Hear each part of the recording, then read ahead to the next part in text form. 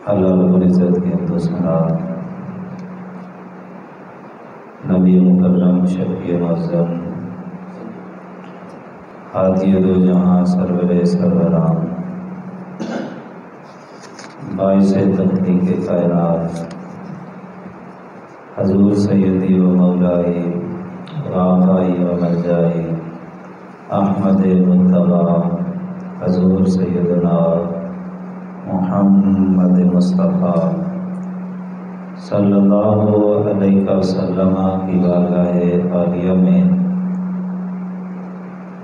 हदिया दुरूद व सलाम अर्ज़ करने के बाद दुआ अल्लाह रब्बुल इज़्ज़त क़ादिर मुतलक़ के दरबार में मौलाए पाक मेरे दिल, दिमाग, ज़ुबान और निगाह को नफ्स और शैतान के शर से अपनी कामिल और दायमी पनाह नसीब फरमाए। हर वो कलिमा कहने की तौफ़ीक़ अता फरमाए जिसमें खुद राज़ी हो, उसका हबीब सल्लल्लाहु अलैहि वसल्लम राज़ी हो। हर वो कलिमा मेरी ज़ुबान पे जारी न फरमाए जिसमें खुद नाराज़ हो, उसका हबीब सल्लल्लाहु अलैहि वसल्लम नाराज़ हो। यानी हक़ मेरी ज़ुबान पे जारी फरमाए, सुन सुना के मुझे और आपको अपने अक़ीदे और अपने अमल की इस्लाह करने की तौफ़ीक़ अता फरमाए। अज़ीज़ दोस्तों, माह रबीउल अव्वल शरीफ है और आज माह रबीउल नूर शरीफ की 8 तारीख हो चुकी है। रबीउल अव्वल शरीफ की 12 तारीख बइख्तिलाफ़ रवायत बाज़ ने 9 भी लिखा, 8 भी लिखा, लेकिन कौले जमहूर और मशहूर 12 रबीउल अव्वल शरीफ का है। तो 12 रबीउल अव्वल शरीफ कायनात में उस हस्ती की जलवागरी का दिन है कि जिनके सदक़े अल्लाह ताला ने बज़्म हस्ती को बनाया है। वो हफीज़ जलंधरी ने फरमाया था ना, वो जिनकी खातिर बज़्म हस्ती को संवारा था, जिनके वजूद के सदक़े कायनात को वजूद मिला है। मशहूर हदीस पाक है कि करीम आका सल्लल्लाहु अलैहि वसल्लम से पूछा गया, या रसूल अल्लाह सल्लल्लाहु अलैहि वसल्लम, सबसे पहले अल्लाह रब्बुल इज़्ज़त ने किस चीज़ को पैदा किया? तो मेरे और आपके आका मौला सल्लल्लाहु अलैहि वसल्लम ने इरशाद फरमाया, ऐ जाबिर, अल्लाह ताला ने सबसे पहले अपने नूर से तेरे नबी के नूर को बनाया। अमूमन तो यही होता है ना कि बाप की वजह से बेटा पैदा होता है, लेकिन जो हज़रत आदम अलैहिस्सलाम के वजूद को भी अल्लाह रब्बुल इज़्ज़त ने अपने महबूब के सदक़े से पैदा किया है। रवायत में आता है, इब्न अब्बास ने इसको ज़िक्र किया, नबी पाक सल्लल्लाहु अलैहि वसल्लम का ख़मीर मुबारक असल उस जगह से है जहाँ आज बैतुल्लाह शरीफ है। व अस्लु तीनतिन नबी सल्लल्लाहु अलैहि वसल्लम मिन सुर्रतिल अर्द, नबी पाक सल्लल्लाहु अलैहि वसल्लम की ख़मीर मुबारक की जो असल है वो सुर्रतुल अर्द यानी ज़मीन की जो नाफ है, और ज़मीन की नाफ बैतुल्लाह शरीफ वाली जगह को कहा जाता है। पहले पानी था, अल्लाह ताला ने बैतुल्लाह शरीफ वाली जगह पे कुछ ज़मीन का हिस्सा पैदा किया, फिर उससे पूरी रुए ज़मीन पे ये जो जितनी ज़मीन फैली हुई है ना, ये वहीं से फैली है। और फिर इसी मिट्टी से हमारे ख़मीर बने हैं। मेरा और आपका ख़मीर इसी मिट्टी से है ना। बंदे की तदफीन के वक़्त कहा जाता है कि जिस जगह से मिट्टी थी वहीं पे जा लगी। और इसकी असल भी हदीस पाक है। एक हबशी, उनका इंतकाल हुआ तो नबी पाक सल्लल्लाहु अलैहि वसल्लम ने फरमाया, देखो कहाँ पे पैदा हुआ, कहाँ पे बचपन गुजारा, कहाँ पे जवानी गुजारी, और फिर कहाँ से सफ़र करता करता ठोकरें खाता खाता मदीने आया, क्योंकि इसकी मिट्टी जो मदीने की थी, इसकी खाक जो यहाँ से तैयार हुई थी, जहाँ की मट्टी थी वहीं पे आ लगी। तो जहाँ की का ख़मीर होता है वहाँ पे आ लगता है। ये ज़मीन, ये हमारे ख़मीर इसी मिट्टी से हैं ये जो ज़मीन फैली हुई है कहीं ना कहीं से हमारा ख़मीर है, वहीं पे हमने भी जाके मिल जाना है। ये जितनी ज़मीन फैली है मेरे भाई, ये सदका ख़मीर मुस्तफ़ा का है। असल मेरे पाक नबी का ख़मीर था, उस ख़मीर की वजह से कुल कायनात को ख़मीर मिले। ज़मीन और मिट्टी के लिहाज से भी हम मोहताज हैं मुस्तफ़ा जान रहमत सल्लल्लाहु अलैहि वसल्लम की ज़ात वाला सिफ़ात के। और तवील हदीस मुबारक अगर देखते हैं कि करीम आका सल्लल्लाहु अलैहि वसल्लम ने फरमाया, अल्लाह ताला ने मेरा नूर पैदा किया, फिर उससे अर्श कुर्सी लो कलम को पैदा किया, फिर उन अनवार के हिस्से अल्लाह ताला ने तकसीम करके उससे कुल कायनात को वजूद बख्शा। अल्लामा इस्माइल हक़ी ने ना यहाँ पे बड़ी मज़े की बात लिखी है। वो ख़ुद एक एतराज़ पैदा करते हैं और फिर खुद उसका जवाब देते हैं। अल्लामा इस्माइल हक़ी रहमतुल्लाह अलैह फरमाते हैं कि किसी जहन में ये वसवसा और ख़्याल आ सकता है कि जी एक वजूद मुस्तफ़ा से इतनी रूए ज़मीन को वजूद मिला। देखिए ख़मीर मुस्तफ़ा वो तो वही बैतुल्लाह शरीफ वाली जगह थे ना, उसी से फिर पूरी ज़मीन के लोगों को ख़मीर मिले। भाई एक नूर मुस्तफ़ा से अल्लाह ताला ने जो है वो इतनी बड़ी कायनात को कैसे तख्लीक कर दिया। तो अल्लामा इस्माइल हक़ी रहमतुल्लाह अलैह ख़ुद ये एतराज़ वारिद करके फिर ख़ुद इसका जवाब देते हुए फरमाते हैं, बेवकूफ़ो खजूर की गुठली कितनी होती है? कितनी होती है? इतनी सी होती है, 1 इंच के बराबर भी तकरीबन वो होती है। यानी खजूर की गुठली छोटी सी होती है और खजूर का दरख्त कितना होता है? यानी इस छोटी सी गुठली के अंदर 1 इंच की गुठली के अंदर 40 फुट बुलंद ये दरख्त मौजूद था, लेकिन नज़र नहीं आया। तो ये अल्लाह ताला की कुदरत है, वो एक गुठली से इतना बड़ा दरख्त अगर पैदा कर सकता है तो मेरे भाई एक नूर मुस्तफ़ा से कुल कायनात को भी पैदा कर सकता है। अच्छा, अब ये आम तौर पे जहाँ से मैंने बात शुरू की, होता ये है कि माँ बाप की वजह से औलाद होती है, लेकिन कुर्बान जाएं मेरे पाक नबी सल्लल्लाहु अलैहि वसल्लम का मामला इसके बरअक्स है। यहाँ पे औलाद माँ बाप की वजह से नहीं है, बल्कि माँ बाप औलाद की वजह से हैं। हजूर की वजह से नबी पाक सल्लल्लाहु अलैहि वसल्लम ने इरशाद फरमाया, करीम आका सल्लल्लाहु अलैहि वसल्लम ने फरमाया कि अल्लाह ताला ने औलाद इब्राहीम से, औलाद आदम में से हज़रत इब्राहीम अलैहिस्सलाम को चुन लिया। फरमाया फिर हज़रत इब्राहीम अलैहिस्सलातु तस्लीम को चुन के अपना खलील बनाया, और फिर हज़रत इब्राहीम अलैहिस्सलाम की औलाद से मेरे मालिक ने हज़रत इस्माईल अलैहिस्सलाम को चुना। फिर औलाद इस्माईल से जनाबे नज़ार को चुना, और बनी नज़ार से जनाबे मुदीर को चुना, और बनी मुदीर से कनाना को चुना, और बनी कुनाना से अल्लाह ताला ने कुरैश को चुना, और अल्लाह ताला ने कुरैश में से बनु हाशिम को चुना, और फिर बनु हाशिम में से मेरे रब ने बनु अब्दुल मुत्तलिब को चुना, और मेरे मुस्तफ़ा ने फरमाया बनु अब्दुल मुत्तलिब से मेरे रब ने मुझे चुन लिया। ये चुनीद थी इनको, ये जो नबी पाक सल्लल्लाहु अलैहि वसल्लम के आबाओ अजदाद थे ना, ये पहले से अल्लाह ताला ने तैयार किए थे। इनको पहले से चुना गया था कि ये पाक ख़मीर मुबारक, ये पाक नुतफ़ा किस रहम के अंदर जाना है और किस पुश्त के अंदर जाना है। ये आबाओ अजदाद इमाम जलालुद्दीन सयूती रहमतुल्लाह ताला अलैह दीगर आइम्मा ने इस पर तवील बहसें की हैं। ये इस तरफ मैं गुफ्तगू को नहीं लेके जाना चाहता। नबी पाक सल्लल्लाहु अलैहि वसल्लम ने फरमाया कि हर दौर के बेहतरीन लोगों में मैं आया, यानी मेरा ख़मीर, मेरा नुतफ़ा, मेरा नूर हर दौर के बेहतरीन लोगों के अंदर रहा। यानी अगर किसी बाप की पुश्त में था वो भी बेहतरीन था, अगर किसी माँ के रहम में था तो वो भी बेहतरीन थे। और बेहतरीन आप जानते हैं मुशरिक तो नहीं हो सकता, मोमिन ही होता है। तो करीम आका सल्लल्लाहु अलैहि वसल्लम के नूर से मेरे मालिक ने कुल कायनात की चीज़ों को पैदा किया। यहाँ पे एक और एतराज़ पैदा होता है। ये इमाम गज़ाली रहमतुल्लाह ताला अलैह की किताब मुस्तताब दक़ाइक़ुल अख़बार, ये मेरे सामने मौजूद है।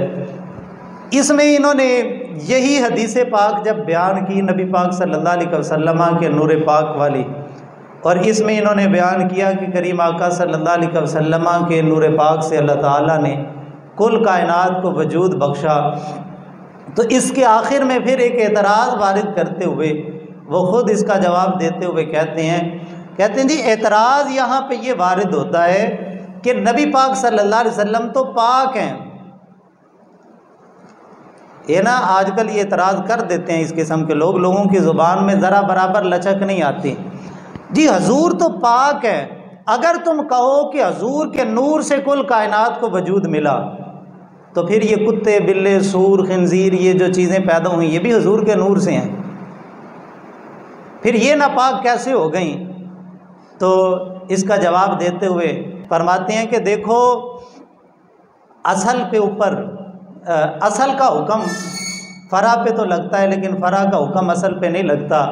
यानी देखो मिट्टी से सब्ज़ा पैदा होता है, फिर वो दरख्त होता है या खेती होती है, जो भी होता है, वो फल हो वो किसी सूरत के अंदर हो, वो चारा हो तो गाय भैंस के पेट के अंदर जाता है, फिर वही चारा गाय के पेट के अंदर जाके उसकी खून की आंतड़ियों के अंदर जब जाता है और कुछ तो खून बनता है, कुछ गोश्त बनता है, कुछ दूध की सूरत के अंदर बनता है, फिर वो दूध जब निकलता है वो इंसान के पेट के अंदर जाता है, इंसान उसको इस्तेमाल करता है, औरत भी खा पीती है, मर्द भी पीते हैं, और फिर वो मुतफर्रक इंसान के जिस्म के हिस्सों के अंदर उसके आज़ा शामिल होते जाते हैं, फिर उसी से बोलो बराज भी होता है, इंसान पेशाब पखाना भी करता है, और वही दूध इंसान के गोश्त का हिस्सा भी बनता है, उसी दूध से इंसान की आने वाली नस्ल के मामलात भी आगे चलते हैं। यानी ये सारी ताकतें, ये सारी कुव्वतें असल तो चली थी मिट्टी से, लेकिन अब कोई कहे कि ये बोलो बराज,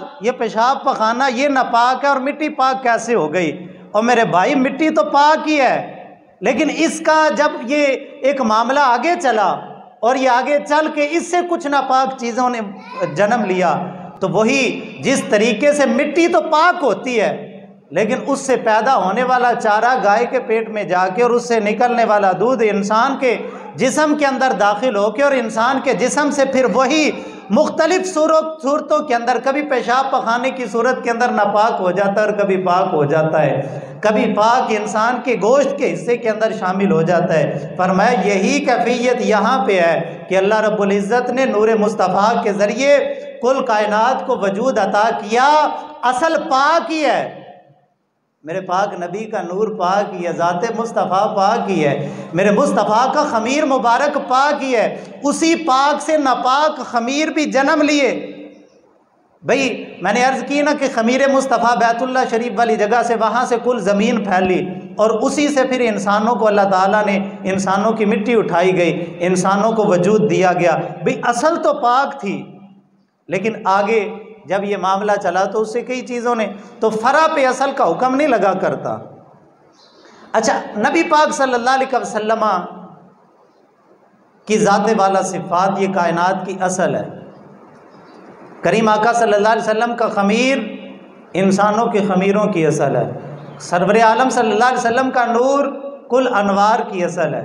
अल्लाह रब्बुल इज़्ज़त ने नबी मुकर्रम शफ़ी मुअज़्ज़म सल्लल्लाहु अलैहि वसल्लम को जब कि नूर पाक को सब अनवार से पहले तख्लीक फरमाया, फिर उसके बाद ये सिलसिला चलता रहा और जब हज़रत आदम अलैहिस्सलातु तस्लीम ये दस्ते कुदरत का शाहकार और नूर मोहम्मदी के अमीन हज़रत आदम अलैहिस्सलातु तस्लीम के पुतले को जब मालिक कायनात ने पैदा फरमाया और रूह को हुक्म हुआ कि इस पुतले के अंदर दाखिल हो, उलमा ने लिखा है, मुल्ला मोइन वाइज़ काशफी रहमतुल्लाह अलैह फरमाते हैं, शेख मुहक्किक ने भी इसको ज़िक्र किया, फरमाते हैं कि रूह ने इनकार किया, उसने कहा मैंने नहीं इस जिस्म के अंदर दाखिल होना, इसमें तो अंधेरा बड़ा है।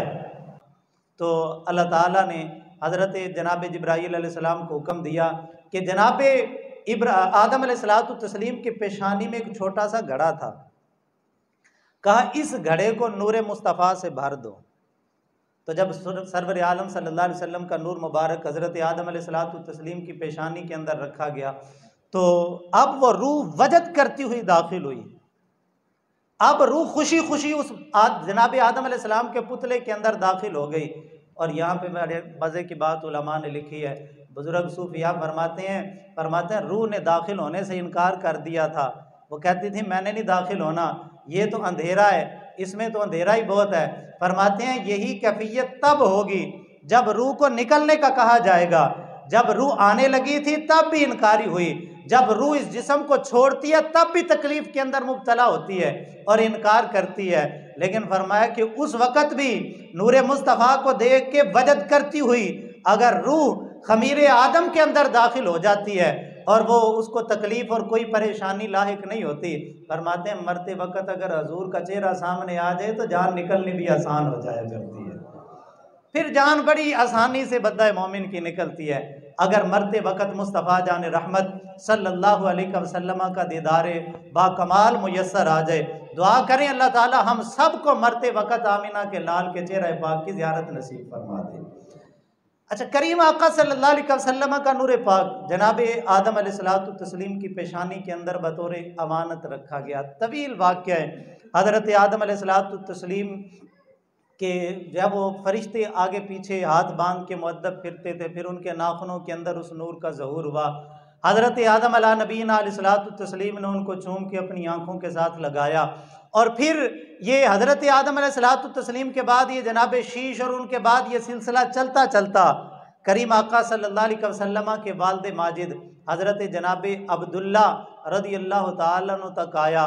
और ये वो दौर था कि मक्के के जुल्मत कदों के अंदर जब सैयदा आमिना सलामुल्लाह अलैहा के सूरज के तलू होने का वक़्त करीब आया था और जिस दौर के अंदर हज़रत मुस्तफ़ा जान रहमत सल्लल्लाहु अलैहि वसल्लम इस कायनात के अंदर जलवागर हुए, ये वो दौर था जब इंसान अपने हाथों से बुत बनाता था और उसी बुत के आगे अपना सर झुकाने को ज़िंदगी की मेराज समझता था। और ये वो लोग थे जो लातो मनात और हुबल और उज़ा के पुजारी थे। ये वो लोग थे जो शराब व शबाब के आदी थे। इंसानी वक़ार इन लोगों के हाथों पामाल था। ला कानूनियत और लादीनियत की तारीकी के अंदर उस वक़्त पूरा अरब भटक रहा था। काबा मुक़द्दसा जो अंबिया और रसूल की सजदागाह था, वहाँ मसनूई खुदाओं का डेरा था। वहाँ बुत बना बना के लोगों ने सजा के रखे हुए थे। जुल्म बर्बरियत का हर तरफ गर्म बाजार था। मजलूमों की याहो बका मालिक दो जहाँ के दरवाज़े रहमत पे दस्तक दे रही थी। कहीं कौमों बुतों की पूजा थी, कहीं कौम और नस्ल की पूजा थी, कहीं बादशाहों को लोग सजदा करते थे और कहीं राहबों और पुजारियों की इबादत हो रही थी। बादशाह ताजो तख्त के अंदर मस्त थे, उमरा ऐशो इशरत के अंदर बदमस्त थे। अचानक रहमत खुदाबंदी मुतवज्जे हुई। मक्के की गलियों से एक सदा उठी जिसने जालिमों के महल्लात के अंदर तहलका मचा दिया। ये मेरे पाक नबी का कायनात में कदम रखना था। आप सीरत की तमाम किताबों को उठा के देखें, मेरे पाक नबी का कदम धरती पे लगा, कैसरो किसरा के महल्लात के मीनारे गिर गए, 14 किंगरे गिर गए और ईरान का आतश कदा जो अब बरसों से जल रहा था वो जो है वो फौरन बुझ के राख के अंदर तब्दील हो गया। मेरे पाक नबी सल्लल्लाहु अलैहि वसल्लम की जलवागरी से जो है वो किसरा बादशाह के महल्लात के उनके किंगरों का गिरना। हालांकि आप देखें हजूर तो मक्के के अंदर जलवागर हो रहे हैं, कैसरो किसरा के महल्लात तो सैकड़ों मील दूर उनके अपने अपने इलाकों के अंदर थे और रास्ते में कई कच्चे मकान भी थे। मक्के के अंदर भी सब मकान कच्चे थे, पक्के मकानों का उस वक्त दौर नहीं था। लेकिन इतने कच्चे मकानों को कुछ नहीं हुआ, वो बादशाहों के पक्के मकानों के किंगरे गिर गए। गोया के उलमा ने लिखा है कि मुस्तफ़ा जान रहमत सल्लल्लाहु अलैहि वसल्लम ने कायनात पे कदम रखते ही कायनात वालों को बता दिया कि लोगों मैं कोई आम नबी नहीं हूँ, मैं बादशाहों के महल्लात को गिरा के एक खुदा का कानून दुनिया में लागू करने के लिए आया हूँ।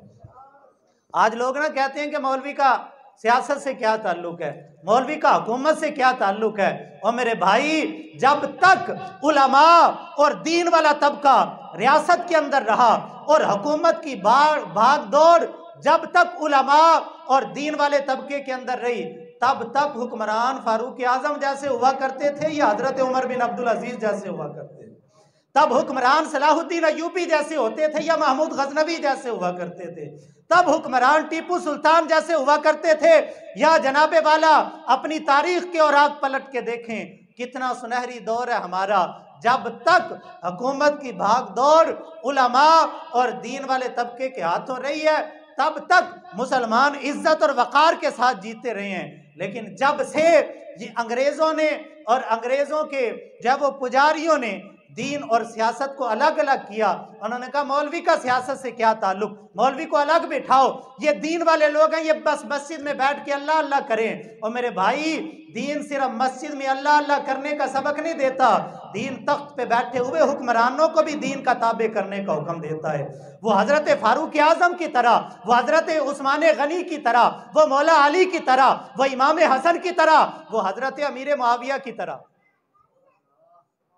जनाब अमीर मुआविया का नाम सुन के ना आजकल कई लोगों के सीनों में ना तकलीफ होती है, उनके दिलों के अंदर जो है वो ये बुग़्ज़ जोश मारता है। और मेरे भाई, हजरत अमीर मुआविया रज़ी अल्लाह ताला अन्हो ये वो मुसलमानों के हुक्मरान हैं कि जिनके दौरे हुकूमत के अंदर आपने यहूदियों को नाकों चने चबवाए, आपने ईसाइयों की सल्तनतों के साथ टक्कर ली, आपने जालिमों जाबिरों, बल्कि दूर की बात क्या करें, जब हजरत मौला अली शेर खुदा रज़ी अल्लाह ताला अन्हु के इलाके पे एक ईसाई हुक्मरान ने हमला करने का इरादा किया था, कभी मुसलमान आपस में लड़ रहे हैं, मैं हमला करता हूँ और मुसलमानों के कुछ इलाके पे कब्जा कर लेता हूँ। ये हजरत अमीर मुआविया की ज़ात थी कि जिन्होंने उस वक़्त भी अलल ऐलान ईसाइयों के हुक्मरान को ख़त लिख के कहा था, और रोम के कुत्ते, तेरी इतनी जुर्रत कि हमारी बाहमी लड़ाइयों का फ़ायदा उठा के तू अली के इलाके पे हमला करने का इरादा कर रहा है। फरमाया खुदा की कसम, जब अली का लश्कर तेरे मुकाबले में निकलेगा, मुआविया उस लश्कर का अदना सिपाही बन के अली के साथ लड़ेगा।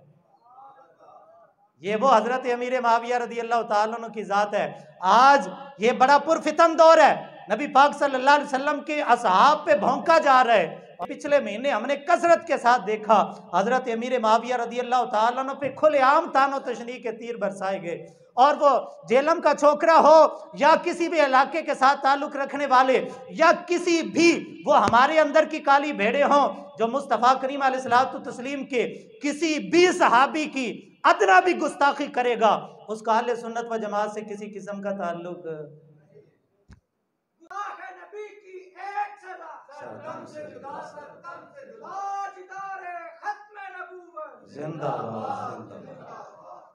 करीम आका सल्लल्लाहु अलैहि वसल्लम का कायनात में कदम रखना था। बादशाहों के महल्लात के अंदर तहलका मच गया। दलाइल नबुव्वा में इमाम अबू नईम असफ़हानी रहमतुल्लाह अलैह फरमाते हैं, आपने फरमाया कि जिस शब मुस्तफ़ा जान रहमत सल्लल्लाहु अलैहि वसल्लम ने कायनात में कदम रखा, 24 घंटों के लिए बादशाहों के मुंह पे मोहर लग गई। कायनात के जितने भी बादशाह थे, वो किसरा बादशाह था, वो कैसर बादशाह था, वो यमन का बादशाह था, वो किसी भी इलाके का बादशाह था, बादशाहों के मुंह पे मोहर लग गई, गूंगे हो गए। तेरे आगे यूं है दबे लचे फुसहा अरब के बड़े बड़े, कोई जान मुंह में जुबान नहीं बल्कि जिस्म में जान नहीं। ये वो आया कि जिसके आने के साथ ही रब्बे कुद्दूस ने बादशाहों के मुंह पे मोहर लगा के कायनात वालों को बता दिया, ये जो बादशाह अपने कानून चला रहे हैं, मेरा महबूब आ गया है, बादशाहों के कानूनों को मिटा के मेरा महबूब एक खुदा का कानून लागू करेगा। अब कुरान का कानून चलेगा, अब किसी बादशाह का, अब किसी जो वो फलसफी का कानून नहीं चलेगा। अब अगर निज़ाम चलेगा तो वो मोहम्मद मुस्तफ़ा का चलेगा सल्लल्लाहु अलैहि वसल्लम। ये मेरे मुस्तफ़ा की जलवागरी, हदायत का वो चश्मा फूटा, मुर्दा दिल खेतियों को सरसब्ज़ो शादाब किया। अचानक मेरे पाक नबी ने क्या कदम रखा, गोया कि वो रहमत की घटा थी, गुलामी की जंजीरें कटी, सिसकती हुई इंसानियत को सुकून का सांस मिला, काबतुल्लाह खुशी से झूम उठा, बुत सरनगू हो गए, पहाड़ों का सर फखर से बुलंद हो गया, जमीन की छाती भी आसमान पे फखर करने लगी, साकनाने कज़ा व क़दर हरकत में आ गए, हर तरफ खुशी का समा था कि जब करीम आका सल्लल्लाहु अलैहि वसल्लम जिस वक़्त कायनात में जलवागर होते हैं, मगरिब वाले जो जानवर थे, जो वाशी थे, जो तयूर थे, जो वहूश थे, जो समंदर की मखलूक थी, वो मशरक़ की तरफ दौड़ी, मशरिक वाले मगरिब की तरफ दौड़े, शुमाल वाले जनूब की तरफ दौड़े, जनूब वाले शुमाल की तरफ दौड़े। और उलमा लिखते हैं जब दरमियान में आके आपस में मुलाकात हुई, एक दूसरे को पूछा, भाई किधर आ रहे हो, चेहरों से खुशी का समान है और चेहरे चमक धमक रहे हैं, भाई सबब क्या है, क्यों इतने खुश हो? तो जवाब एक ही था कि खुशी है आमिना के लाल के तशरीफ लाने की। और वो गोया कि एक दूसरे को जुबान हाल से कह रहे थे कि रल खुशियां यार मनाओ, अल्लाह ने करम कमाया, साडा कमली वाला आया।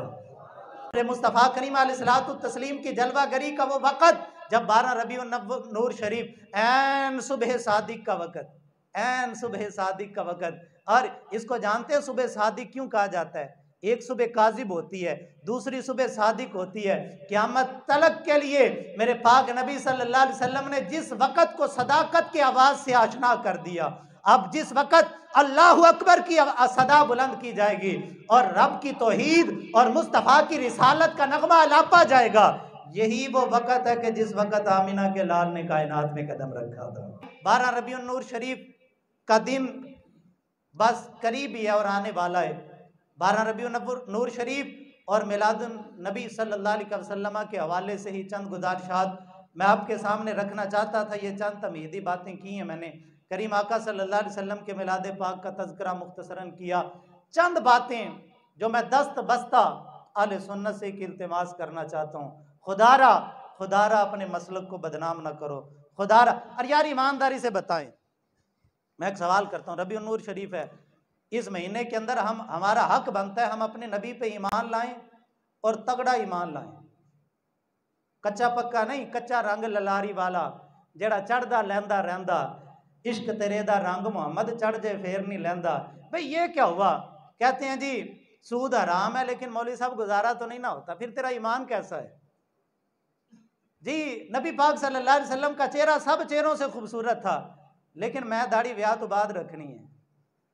भाई नबी अकरम शफी मुअज़्ज़म सल्लल्लाहु अलैहि वसल्लम का तौर तरीका, करीम आका सल्लल्लाहु अलैहि वसल्लम ने जो आदात व अतवार हमें दी है तो बड़ी सोहनी, लेकिन मैंने लिबास अंग्रेज का पहनना है। भाई ये कैसा हमारा ईमान हुआ? ये कैसा ईमान? पक्का मजबूत, वो जुबान जिसको सब कुन की कुंजी कहें, उसकी नाफिज हुकूमत पे लाखों सलाम। जब मुस्तफ़ा करीम अलैहिस्सलाम का कलमा पढ़ लिया, फिर दुनिया व आखिरत हो, वो दीन के मामलात हो, वो दुनिया की तिजारत हो, हर मामले के अंदर रहबर और पेशवा मुस्तफ़ा की ज़ात को बनाना पड़ेगा। ईमान सहाबा वाला पक्का ईमान, जिनके ईमान की गवाहियाँ अल्लाह ने कुरान में दी। अल्लाह फरमाता है आमिनू कमा आमन अन्नास, लोगों ईमान वैसा लेके आओ जैसा मेरे मुस्तफ़ा के सहाबा लेके आए। जनाब सराका रदी अल्लाह ताला अन्हो नबी पाक सल्लल्लाहु अलैहि वसल्लम के पीछे गए थे ना हिजरत की रात, हजूर ने फिर रास्ते में रोक लिया। जनाब सराका को फरमाया किधर आए? अर्ज की हजूर ऊँटों के लालच में आया हूँ। नबी पाक ने फरमाया तू ऊँटों के लालच में आ रहा है, मैं तेरे हाथों के अंदर किसरा के कंगन देख रहा हूँ, किसरा बादशाह के कंगन तेरे हाथों में देख रहा हूँ। हजूर ने फरमा दिया। सराका ने उस वक़्त ईमान कबूल नहीं किया, वो चले गए। फिर कुछ अरसे के बाद उन्होंने ईमान कबूल किया। नबी पाक सल्लल्लाहु अलैहि वसल्लम ने इनको अमान नामा लिख के दिया था। जब हजूर जो है वो फतह मक्का के मौके पे मक्का फतह हुआ तो ये जनाब सराका ने ना वो अमान नामा अपने हाथ में पकड़ा हुआ था और आके नबी पाक सल्लल्लाहु अलैहि वसल्लम के सहाबा को कह रहे थे मुझे कुछ ना कहना, मुझे अमान आमिना के लाल ने दी हुई है। अच्छा, नबी पाक ने फरमाया तू किसरा के कंगन अपने हाथों में पहनेगा, मैं तेरे हाथों में देख रहा हूँ। अब वक़्त गुजरता गया, यमामा में मुसलमा कज़ाब लानती के साथ जंग हुई जिसने नबूवत का दावा किया था। ये ना एक बाग के अंदर घुस के, बाग की 4 दीवारी थी बड़ी ऊंची ऊंची, इन्होंने दरवाज़ा बंद कर दिया। अब जब वो मुसलमान परेशान थे, दरवाज़ा नहीं खुलता तो वो अंदर घुस के बैठे हुए हैं, लड़ नहीं सकते जब तक अंदर नहीं दाखिल होंगे। अब परेशानी के आलम में सोच विचार कर रहे हैं कि भाई करें तो करें क्या। हजरत सराका रदी अल्लाह ताला अन्हु फरमाने लगे भी मुझे उठाओ और उठा के दीवार के पार फेंक दो। वो कहने लगे आगे उनका लश्कर है, तू अकेला क्या करेगा, मर जाएगा। मरना चाहते, उन्होंने कहा मुझे कुछ भी नहीं होना, मैं इंशाल्लाह सुकून से दरवाज़ा खोलूंगा। जनाब सराका रदी अल्लाह ताला अन्हु लोगों ने रोका, लेकिन आप मज़ीद दुए फरमाया मुझे उठाओ और दीवार के पार फेंको। लोगों ने उठा के आपको दीवार के पार फेंका। आप चले तो गए, आगे से हमला भी हुआ, आपने दिफा भी किया, लड़ धड़ के आपने दरवाज़ा खोल ही दिया। जब दरवाज़ा खुल गया फिर मुसलमानों का लश्कर अंदर दाखिल हुआ, मुसलमा कज़्ज़ाब के लश्कर को शिकस्त हुई, अल्लाह ने मुसलमानों को फतह अता फरमाया। अब बाद में जनाब सराका को लोगों ने पूछा ओए तू इतना दलेर हो के दीवार के पार गिर गया, अगर मर जाता, फरमाया खुदा की कसम मैंने नहीं था मरना, मैं नहीं थे मरना। ये उन्होंने कहा भाई तूने क्यों नहीं मरना, तू कोई टिकट पक्की अपने जेब में करवा के लेके, या इजराइल अलैहिस्सलाम के साथ तेरी कोई यारी है, कोई मादा हुआ है। उन्होंने कहा बस वो जुबान जिसको सब कुन की कुंजी कहें, उसकी नाफिज हुकूमत पे लाखों सलाम। मेरे मुस्तफ़ा ने कह दिया था सराका तेरे हाथों के अंदर मैंने किसरा के कंगन देखे हैं, जब तक किसरा के कंगन मेरे हाथों में नहीं आएंगे मुझे मौत आ सकती ऐसा मजबूत ईमान नबी पाक। भाई कायनात इधर की उधर होती है, बरादरी छूटती है छूट जाए, दुनिया रूठती है तो रूठ जाए। हमने जमाने का कलमा नहीं पढ़ा, हमने हुसैन के नाने का कलमा पढ़ा है कि बरादरी का कलमा पढ़ा है। बताएं यार, बरादरी का कलमा पढ़ा है, मुआशरे का कलमा पढ़ा है, हुकूमत का कलमा पढ़ा है, या अमीना के लाल का कलमा पढ़ा है? अगर हजूर का कलमा पढ़ा फिर दीन भी हजूर का है। फिर हर मामले के अंदर नबी पाक सल्लल्लाहु अलैहि वसल्लम, ईमान पक्का और नबी पाक सल्लल्लाहु अलैहि वसल्लम के सहाबा वाला। क्योंकि वो कहते थे साढ़े नबी दी जुबान साढ़े वास्ते कुरान। जब हजूर ने कह दिया बस कह दिया, जिसको हजूर ने हराम कह दिया अब मोमिन कभी उसकी तरफ आंख उठा सकता? अच्छा, दूसरा हक क्या कि नबी पाक सल्लल्लाहु अलैहि वसल्लम की ताजीम की जाए, नबी पाक सल्लल्लाहु अलैहि वसल्लम की ताजीम की जाए। शरीयत मुताहरा में ईमान के बाद सबसे बड़ा जो हुक्म है वो नबी पाक सल्लल्लाहु अलैहि वसल्लम की ताजीम का है। ईमान कबूल करने के बाद, तौहीद खुदाबंदी का इकरार करने के बाद नबी पाक सल्लल्लाहु अलैहि वसल्लम की ताजीम, और किस हद तक करनी है? हज़रत उर्वा बिन मसूद सकफ़ी, इन्होंने जब सुलह हुदैबिया हुई ईमान कबूल नहीं किया था, बाद में ईमान कबूल किया। ये फरमाते हैं इन्होंने 1400 सहाबा का मुतफिका अमल बताया है। 1 2 3 4 10 सहाबा का अमल नहीं है, 1400 सहाबा का मुतफिका अमल है। हजरत उर्वा बिन मसूद फरमाते हैं मैं सुलह हुदैबिया के लिए, सुलह करने के लिए काफिरों की तरफ से गया था नबी पाक सल्लल्लाहु अलैहि वसल्लम के पास, और जब मैं वहां पे जाके बैठा मैंने अजीब ही रंग देखा, मैंने अजीब ही माहौल देखा। हजूर के गुलामों का अंदाज ही निराला था। कहा भी क्या था? कहते हैं नबी पाक सल्लल्लाहु अलैहि वसल्लम अपनी रीठ मुबारक जब नाक से निकालते थे और उसको गिराने का इरादा करते थे, सहाबा अपनी हथेलियां नीचे रख लेते थे। फरमाते हैं नबी पाक सल्लल्लाहु अलैहि वसल्लम जब बलगम शरीफ निकालते थे तो सहाबा अपने हाथ नीचे करते थे, और जब करीम आका सल्लल्लाहु अलैहि वसल्लम लुआबे दहन अपना बाहर निकालते थे तो करीम आका सल्लल्लाहु अलैहि वसल्लम का लुआबे दहन भी ज़मीन पे नहीं गिरता था, वो किसी न किसी हजूर के गुलाम के हाथों पे गिरता था। किसी ने पूछा उर्वा वो करते क्या थे?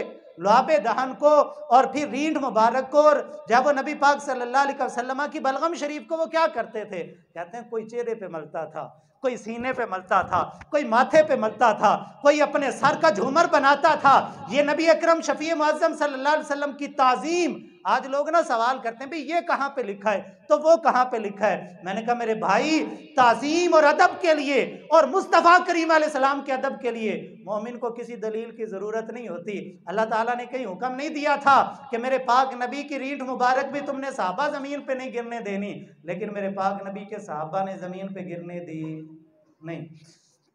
और फिर ये 1 2 सहाबी की बात नहीं, मैंने कहा अर्ज की 1400 सहाबा का मुतफिक का अमल है, और इसमें हजरत बिलाल हबशी जैसे जज्बाती लोग भी थे, और इसमें मौला अली जैसे संजीदा आदमी भी थे, इसमें हजरत अबू बकर सिद्दीक, हजरत फारूक आजम और अब्दुर्रहमान बिन औफ जैसे ताजिर भी शामिल थे, और इसमें बड़े बड़े संजीदा और बड़े बड़े वज़ादार लोग भी शामिल थे। लेकिन जब हजूर की ज़ात की बारी आती थी वो दीवाने हो जाते थे। वो बुल्ले शाह वाली बात के लोग की आखन पागल पागल तो आंखों आंखों कहो, जब हजूर की बात आ जाए तो फिर बस नबी पाक सल्लल्लाहु अलैहि वसल्लम की जात के आगे मोमिन बस हजूर को खुदा नहीं कहता, बस खुदा नहीं है, खुदा के बाद जितने ओहदे हैं, जितने रुतबे हैं, जितने मकाम हैं, जितने मर्तबे हैं, जितनी इज्जतें हैं, जितनी रिफतें हैं, वो अल्लाह ताला ने अपने महबूब मोहम्मद मुस्तफ़ा को अता कर दी। ला युमकिनु सनाउ कमा कान हक़्क़ु बादज़ खुदा बुजुर्ग तुई किस्सा मुख्तसर। हमारे बुजुर्गों ने तो यही सबक पढ़ा है, पहले खुदा है और खुदा के बाद अगर दर्जा है तो वह मुस्तफ़ा का है सल्लल्लाहु। अब ताज़ीम भी फिर उसी लिहाज से है ना, जितना बड़ा रुतबा है उतनी ताज़ीम भी है। लेकिन कौन समझाए हमारे मुसलमान को कि जिसने नबी पाक सल्लल्लाहु अलैहि वसल्लम के रोज़े का मॉडल बनाया और गंदी नाली पे रख दिया, ये ताज़ीम है हजूर की या बेअदबी है? महफिल होती हैं, आप जानते हैं, आप में से भी कुछ लोग महफिल करवाते होंगे, और महफिल के बाद वो इश्तिहार लगाए जाते हैं, फ्लैक्सें लगाई जाती हैं, और फिर जब महफिल गुजर जाती है और उसी महफिल पे जिस पे दुरूद शरीफ भी लिखा होता है, कलमा शरीफ भी लिखा होता है, दीगर चीज़ें भी लिखी होती हैं, वो कहाँ पे जाता है? वो दीवार के ऊपर गली की दीवार पे लगा होता है, और गली की दीवार के नीचे नाली होती है, वो नाली के अंदर गिरता है। महफिल करवाने वाले ने कभी सोचा कि इसको संभालना किसने है? मैं महफल तो करवाई थी हजूर के जिक्र के लिए, हजूर की ताज़ीम के लिए, हजूर के अदब के लिए, लेकिन ये तो बेअदबी हो गई मेरे भाई। इन चीज़ों की तरफ हमारी तवज्जो कौन दिलाएगा? और फिर ये सिर्फ मैं महफिलें करवाने वालों की बात नहीं कर रहा, हम विजिटिंग कार्ड बनवाते हैं और उस पर मोहम्मद अबू बकर, उस्मान, और फिर मोहम्मद उस्मान और अली अहमद, अली हुसैन, हुसैन अली, और इस तरह के नाम लिखे जाते हैं। और कभी सोचा कि विजिटिंग कार्ड वो मैंने अक्सर गलियों के अंदर बिखरे हुए देखे हैं। इनकी हिफाजत किसने करनी है मेरे भाई? गुजरते हुए ये भी नबी पाक भाई मिलाद इस तरीके से भी मनाए ना, बनाए प्रोग्राम। मिलाद शरीफ का जुलूस तो सारे ही निकालते हैं, कभी प्रोग्राम बनाएं कि हम इकट्ठे होकर निकलें और जो है वो ज़मीन से जो है वो मुक़द्दस और आग चुनते चुनते जाएं, ताकि नबी पाक सल्लल्लाहु अलैहि वसल्लम की ताज़ीम ऐसे भी हो और हजूर का मिलाद ऐसे भी मनाया जाए। भाई मिलाद ऐसे भी मनाए ना कि भाई मिलाद शरीफ का महीना है, मैंने हजूर सल्लल्लाहु अलैहि वसल्लम की बारगाह में कोई तोहफ़ा पेश करना है और मैं अपने चेहरे पे रसूलुल्लाह की सुन्नत सजा के हजूर को तोहफ़ा ना दे दूँ। लेकिन क्या करें, हमारा नौजवान कहता है जी दाढ़ी उदों रखांगा जो नेक हो लांगा। भाई रोटी भी उदों खाई जो नेक हो जाएगा, रोटी नहीं छोड़नी, दाढ़ी उदों रखनी है जो नेक होवांगे। और फिर पूरी मुश्त मुबारक एक 4 उंगल, ये नबी पाक सल्लल्लाहु अलैहि वसल्लम की सुन्नत मुबारक। अब भाई इस तरीके से भी मिलाद मनाए ना, ये मिलाद किसने मनाना है भाई? आप इरादा करें जो बेनमाजी हैं, हम नबी पाक सल्लल्लाहु अलैहि वसल्लम के इस मिलाद शरीफ के महीने के अंदर ये अहद करते हैं हजूर की बारगाह में कोई तोहफा पेश करना है, तो चलो हम तौबा करते हैं कि आज के बाद हमारी नमाज नहीं छूटेगी। भाई ये भी तो, ये तोहफे किसने पेश करने हैं? ये मिलाद किसने मनाना है? हमारा नौजवान गली में मिलाद मना रहा है और जनाबे वाला लाउड स्पीकर पे नाते चला रहा है और मस्जिद के अंदर जमात हो रही है और नमाज के तकद्दुस को पामाल किया जा रहा है। भाई नमाज के दौरान तो कुरान बुलंद आवाज में पढ़ने की इजाजत नहीं है, तो नात पढ़ने की इजाजत किसने दे दी है? लोग कहेंगे मौलवी भाभी हो गया। ओ भाई अल्लाह का वास्ता जो पक्का सुन्नी हो और पक्का ठक्का सुन्नी हो, भाभी वो भी कोई नहीं हुआ अल्हम्दुलिल्लाह। लेकिन मेरे भाई इन बातों की तरफ तवज्जो कौन दिलाएगा? और फिर क्या करें, रोना आता है यार। औरतें अपना चेहरा नंगा करके और वीडियो बना के नाते पढ़ पढ़ के इंटरनेट पे अपलोड कर रही हैं। ये सवाब है या अजाब है? जिस औरत को शरीयत मुतहरा ने अजान पढ़ने की इजाजत, अल्लाह ताला कुरान में कहता है कि जब गैर मर्द तुम्हारे दरवाजे पे आके दस्तक दे और दरवाजा खोलने वाला कोई मर्द ना हो, मर्द कोई नहीं है जो दरवाजा खोले, अब अल्लाह फरमाता है कि सख्ती के साथ औरत जवाब दे, नरमी वाला रवैया ना रखे ताकि बाहर वाले के दिल के अंदर कोई लालच ना पैदा हो जाए और कोई तमा और कोई शावत उसके दिल के अंदर ना आए, सख्ती से जवाब दे। और हमारे उलमा ने ना तरीका भी लिखा है कि कैसे जवाब दे, और तरीका भला क्या लिखा है? हमारे उलमा फरमाते हैं अपनी 2 उंगलियां अपने दांतों के अंदर दबाए और कहे कौन है, ऐसे पूछे ताकि बाहर वाले को पता लगे कि कोई बुढ़ड़ी माई अंदर बैठी है। भाई ऐसे तो वही बोलेगा ना जिसके मुंह में दांत ना हो। इस वजह से जवान औरत भी अपनी उंगलियां दांतों के अंदर दबा के बोले और फिर पूछे कौन है। जिस औरत की आवाज को शरीयत ने इतना पर्दे के अंदर रखा, वो नाते पढ़ रही है बेपर्दा होके और फिर दफ बजा के और साज बाजे के साथ बन समर के मेकअप करवा के ब्यूटी पार्लर से तैयार होके आके, अल्लाह का वास्ता है इस रवश को बदलें। जिन घरों के अंदर ऐसी महफिल होती हैं औरतों की, अल्लाह का वास्ता इन चीज़ों से परहेज करें। इनका दीन के साथ कोई ताल्लुक नहीं है। ये कोई मेरे नबी पाक सल्लल्लाहु अलैहि वसल्लम का मिलाद नहीं मनाया जा रहा और इसका कोई सवाब नहीं होगा, बल्कि कल क़यामत के दिन उल्टा अजाब होगा। अल्लाह रब्बुल इज़्ज़त की बारगाह के अंदर पकड़ होगी और क़यामत के दिन जूते पड़ेंगे अगर यही तरीका हमारा रहा। ये तरीका कार नहीं है। अपने आप को सुधारें, महफिल मिलाद करें, ज़रूर करें। हर घर के अंदर मिलाद की महफिल होनी चाहिए। मैं तो इस बात का कायल हूँ, हर घर के अंदर मेरे पाक नबी का मिलाद होना चाहिए, हर घर के अंदर मिलाद का झंडा लगना चाहिए, हर घर के अंदर चरागा होना चाहिए। लेकिन अगर 10,000 का चरागा करना है ना, तो कोई 5,000 बचा के किसी गरीब की मदद भी करनी चाहिए। ये किसने करनी है?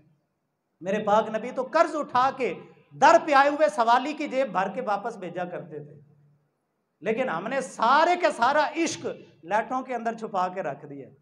भाई झंडियों के अंदर सारा इश्क है या सड़कों के अंदर धमा चौकड़ी मचाने के अंदर सारी मोहब्बत रसूल आके जमा हो गई है, मेरे भाई ये मोहब्बत रसूल नहीं है, और ये रसूलुल्लाह का इश्क नहीं है कि गाड़ियों का सलेंसर निकाल के लोगों की नींदें हराम करते फिरो और कहो गुलाम है रसूल के गुलाम है और गुलामी रसूल में मौत भी कबूल है। मेरे भाई बातें ज़रा तल्ख हैं लेकिन ज़रूरी हैं, करने वाली हैं। ये किसने करनी है? हर घर के अंदर मेरे पाक नबी का मिलाद करें, हर रोज़ मेरे पाक नबी का मिलाद करें, हर रोज़ हजूर की नाते घर में पढ़ी जाए, हर रोज़ जो वो नबी पाक सल्लल्लाहु अलैहि वसल्लम की सीरत का मुताला होना चाहिए। आप अपने घरों के अंदर रसूलुल्लाह की सीरत की किताबें क्यों नहीं रखते? पढ़े, खुद पढ़ाएं अपने बच्चों को, हर रोज़ अपने घरों के अंदर महफिल मिलाद का इनेकाद करें। लेकिन क्या करें, हमारी जो महफिल मिलाद होती हैं 6-6 घंटे की महफिल मिलाद होती है, 7-7 घंटे की, और सुबह आशिक रसूल की फजर की नमाज कज़ा हुई होती है। वो सारी रात नारे लगा लगा के सुबह फजर की नमाज टाइम मौलवी साहब सुते होंगे ने, वो फजर की नमाज किसने पढ़नी है? मेरे भाई गुलामी रसूल का दावा और फजर की नमाज कज़ा, ये अपनी महाफिल का रंग ढंग भी बदलें। 2-3 घंटे की महफिल बड़ी होती है, ये इतनी लंबी लंबी महफिलें के सारी आधी आधी रात तक लोगों को बिठा के रखना, और जनाबे वाला उधर फजर की नमाज होने वाली है और जाके सारी महफिल उठ के जाके सो गई है। ये कोई तरीकाकार नहीं है। और दूसरा, बाशरा और बावज़ा लोगों को अपनी महफिल के अंदर बुलाएं। जो लोग महफिल कराते हैं ना, ये जो है वो बद अकीदा लोगों को ना बुलाएं। अब तो बद अकीदा लोगों की भरमार हो गई है। बाअमल उलमा को बुलाएं। और यार मैं सादी सी बात करूं, अब कहते हैं जी वो मौलवी टाइम है नहीं, फलाने से पूछा टाइम नहीं मिला, फलाने से पूछा टाइम नहीं मिला। ये दीनी मदारस के अंदर जो तुलबा है ना, जो दूसरे तीसरे चौथे साल के अंदर पढ़ते हो, आप इनको बुला लें। रसूलुल्लाह की सिफ्त सना तो ये भी करके जाएंगे, आप इनकी खिदमत करेंगे। खुदा की कसम दीन के तालिब इल्म पे खर्च करना, ये मेरे मुस्तफ़ा करीम अलैहिस्सलातु तस्लीम के फरमान के मुताबिक जन्नत के रास्ते को आसान करना है। ये तरीके अपनी रवश बदलें। ये नात खान जनाबे वाला जब तक नोट ना बिखरें तब तक इनकी सुर सीधी नहीं होती। इन नात खानों से छुड़ाएं खुद को सही जो सादे तरीके से। ये साथ दफ बज रही है, साज चल रहे हैं, सुर चल रही है, और फिर 6-6 माइक चल रहे हैं, और ये ग्रुप पूरा इकट्ठा हो के नात खानी के लिए, ये अजीब धमा चौकड़ी वाले सुन्नत को बदनाम किया जा रहा है। खुदारा इन चीज़ों से परहेज़ करें। अल्लाह ताला मुस्तफ़ा जान रहमत सल्लल्लाहु अलैहि वसल्लम का सदका हम सब को अपने अक़ीदे अमल की इस्लाह की तौफ़ीक़ अता फरमाए।